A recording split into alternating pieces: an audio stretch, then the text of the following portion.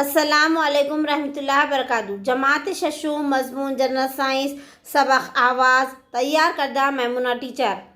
अज़ीज़ दोस्तों, प्यारे बच्चों, आज आपके सामने सबक आवाज़ का ये वीडियो पेश किया जा रहा है। आप तमाम से गुजारिश है कि आपने अभी तक हमारे चैनल को सब्सक्राइब नहीं किया है तो सब्सक्राइब करना ना भूलें। सबक का मकसद है आवाज़ और इसके पैदा होने को वाज़े कराना। दूसरा मकसद है आवाज़ की आलूदगी की वजूहात और इसके असरात समझकर इससे बचने की तदाबीर पर रोज़मर्रा ज़िंदगी में अमल करना। इस तरीक़े से सबक के मक़ासिद को तय करते हुए सबक समझना ज़रूरी है। अज़ीज़ बच्चों, इस सबक में आपको मुख्तलिफ़ आवाज़ें बताई गई हैं और कौन सी आवाज़ आप सुन सकते हैं समाअत के लिए काबिल बर्दाश्त है और कौन सी आवाज़ आप नहीं सुन सकते हैं जो समाअत के लिए नाकाबिल बर्दाश्त है। आवाज़ के लिए वास्ते की ज़रूरत होती या नहीं होती, इसकी बात को भी वाज़े किया गया। चलिए बच्चों, आज नया सबक आवाज़ से आप तमाम लोग वाकिफ़ हैं। जब हम छोटा सा बच्चा नवमौलूद पैदा होता है तो सबसे पहले वो आवाज़ निकालता रोता है। जब तक वो आवाज़ नहीं निकालता है तो उसकी बॉडी वो सेहतमंद है या नहीं इसका पता नहीं चलता है। यहाँ पर भी आपसे एक सवाल पूछा गया है, बताइए तो भला। यहाँ एक बच्ची अपनी लय तरन्नुम खुशी के इजहार के साथ ऐसा म्यूज़िक की तरफ गुनगुनाने की तरफ इशारा किया गया है। परिंदा चहक रहा है, पटाखों की आवाज़ और एक बच्ची के कान में जो है सो बात कर रही है। इस तरीक़े से आवाज़ के ज़रिए बताया गया है। उसके बाद यहाँ पुलिस सीटी बजा रहा है। पुलिस के सीटी की आवाज़, बांसुरी बजाने वाले बच्चे की आवाज़ और पोंगे की आवाज़, जानवरों की आवाज़, बिल्ली और कुत्ते की आवाज़, मुख्तलिफ़ आवाज़ों की मिसालें हैं। प्यारे बच्चों, मदरसे में वक्फे के दौरान कौन सी आवाज़ सुनाई देती है? यानी आपको एक पीरियड होगा, नेक्स्ट पीरियड के लिए बेल बजाई जाती, बेल की आवाज़ सुनाई देती है। और जमात में आंखें मूंद कर खामोश बैठे आसपास की कौन सी आवाज़ें सुनाई देती है आपको? आपको आसपास की क्लास के दूसरे बच्चों का शोर गुल सुनाई देता, या दूसरी क्लास खामोश भी है तो आपको दूसरे टीचर पढ़ा रहे उनकी आवाज़ सुनाई देती है। यानी मुख्तलिफ़ आवाज़ें आपको सुनाई देती है।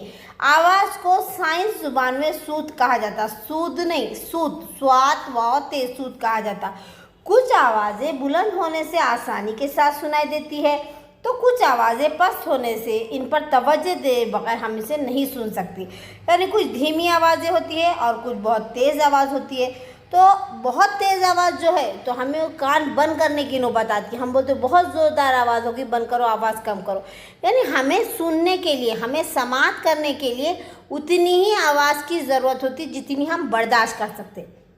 बहुत ज़्यादा ज़ोरदार आवाज़ भी नहीं सुन सकते और बहुत कम आवाज़ भी हमें सुनाई नहीं देती है। अब सवाल ये है कि आवाज़ किस तरह पैदा होती है। यहाँ अमल करना है, एक अमल बताया गया है, अमल कीजिए। नंबर 1, मकान में रेडियो टेप रिकॉर्डर पर गाने बजाने के दौरान स्पीकर पर हाथ रखे तो कैसा महसूस होता? गुनगुन, इस तरीके की आवाज़। कुछ देर बाद रेडियो या टेप रिकॉर्डर बंद कर दीजिए, आप क्या महसूस करेंगे? हमें वो आवाज़ महसूस नहीं होगी। इसी तरीके से एक रबर बैंड की तस्वीर देखिए। रबर बैंड का सिरा खींचे और आपने तो खींचने से वो क्या होता है, लंबा हो जाता। उसमें हरकत कैसी हो रही, वो तना गया, यानी लंबाई बढ़ाई गई उसकी, और उसके बाद छोड़ने के बाद एक चट बोल के से आवाज़ आती। इस तरीके से एक तबले की तस्वीर बताई गई यहाँ पर।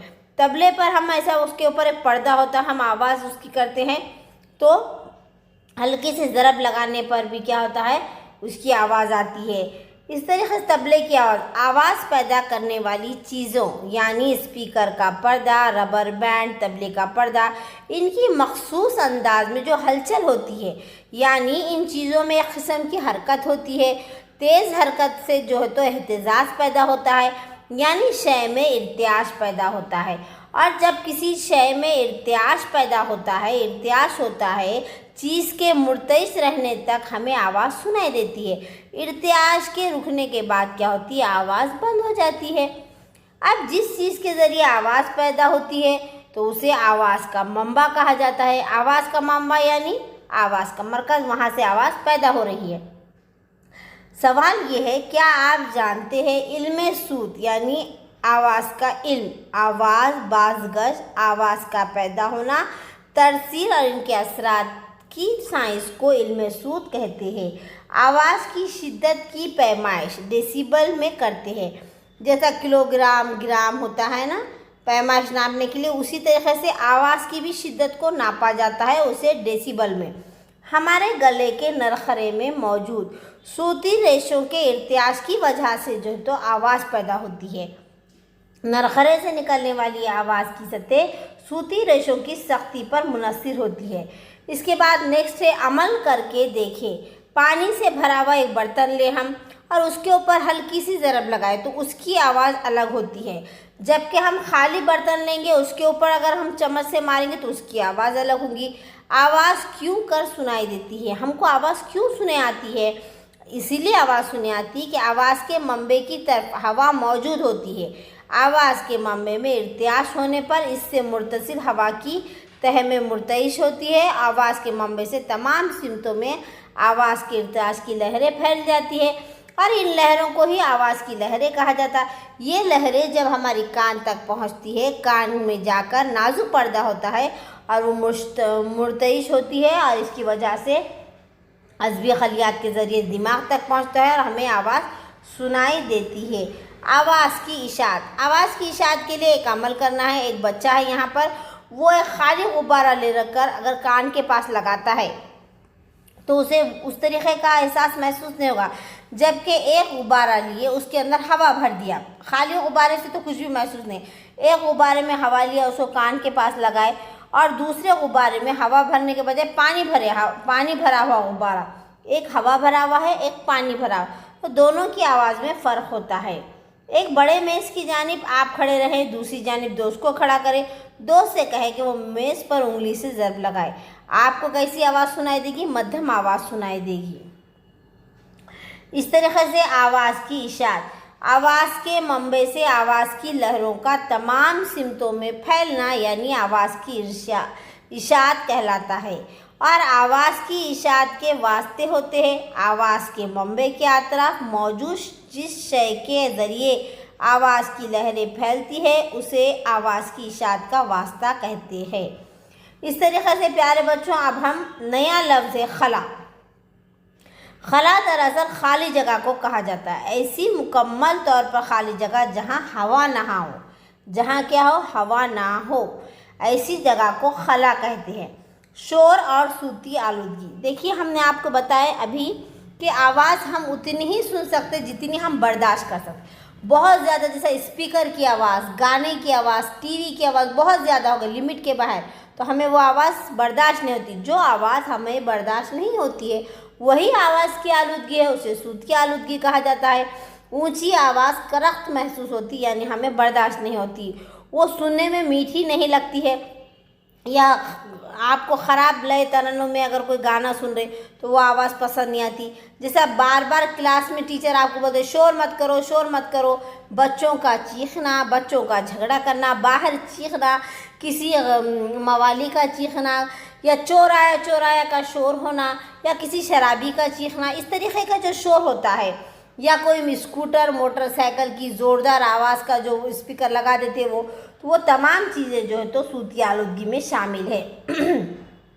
इस तस्वीर में यहाँ पे देखिए बच्ची ज़ोरदार तबला बजा रही है, बच्चा रो रहा है, वालिद को फ़ोन बराबर सुनाई नहीं दे रहा और एक डॉग भौंक रहा है, टीवी की आवाज़ भी बहुत ज़्यादा ज़ोरदार है। ये घर का मंजर बताया गया है। ऐसे माहौल में मरीज़ को कैसा महसूस होगा? मरीज़ को सुकून महसूस होगा क्या? नहीं, इससे आवाज़ की आलूदगी बढ़ जाएगी। ऊपर की तस्वीर में अलग अलग आवाज़ों की फहरिस्त बताइए। आपको एक फहरिस्त बताना है या बनाना है ऊपर की तस्वीर को देखकर। सूती आलूदगी यानी समात के लिए, सूती आलूदगी यानी आवाज़ की आलूदगी, ऐसी आलूदगी जो समात के लिए नाकाबिल बर्दाश्त आवाज़ का पैदा होना, जो समात के लिए हमें नाकाबिल बर्दाश्त हो वो आवाज़ क्या होती है? सूती आलूदगी कहलाती है। अब सूती आलूदगी यानी आवाज़ की आलूदगी पर काबू पाया जा सकता है। हमें क्या करना चाहिए?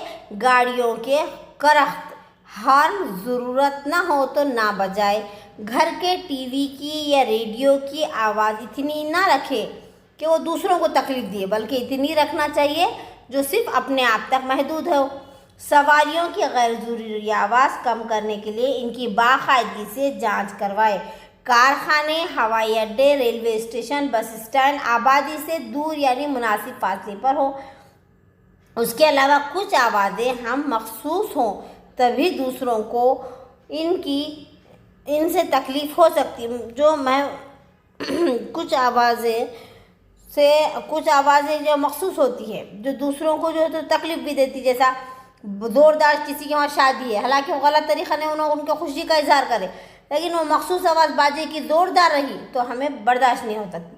लेकिन हमेशा याद रखें कुछ आवाज़ों से हम मखसूस हो तब भी दूसरों को इनसे तकलीफ़ हो सकती, यानी जो आवाज़ें बर्दाश्त नहीं हो रही है। हैरत अंगेज़ बात है, रॉबिन वुडकॉक नामी परिंदे ज़मीन में रहने वाले केंचुओं की आवाज़ सुनकर पहचान कर अपना शिकार हासिल कर लेते, यानी इनके अंदर जो है तो आवाज़ को सुनने की बहुत ज़्यादा इंतहाई हिस्सास होते हैं। उनके समय आज़ा कैसे होते हैं, बहुत ही ज़्यादा हिस्सास होते हैं। अब हमने इस सबक में क्या सीखा? आवाज़ के पैदा होने के लिए इर्तियाज की ज़रूरत होती है। आवाज़ की इशाअत के लिए वास्ता ज़रूरी है। नंबर तीसरा पॉइंट है, आवाज़ की इशाअत गैस माइठोस वास्तों के ज़रिए होती है। नापसंदा बेसुरी आवाज़ को आवाज़ का शोर कहते हैं। बुलंद आवाज़ को क्या कहते हैं? शोर। मुसलसल शोर की वजह से सूती आलूदगी होती है। सूती आलूदगी की वजह से हमारी सेहत पर बुरे असरात होते हैं। आमदरफ्त सनअत मुकामात पर आलूदगी सबसे ज़्यादा होती है। सूती आलूदगी एक समाजी मसला है। सूती आलूदगी रोकने के लिए तदाबीर को इस्तेमाल करना चाहिए। मदरसे, अस्पताल जैसे मुकामात पर हॉर्न बजाना मना होता है। ऐसे कानून पर हमें हमेशा अमल करना चाहिए। इस तरीके से ये सबक मुकम्मल होता है। प्यारे बच्चों, इस तलबात आप तमाम का वीडियो देखने का शुक्रिया। अस्सलाम वालेकुम, अल्लाह हाफिज़।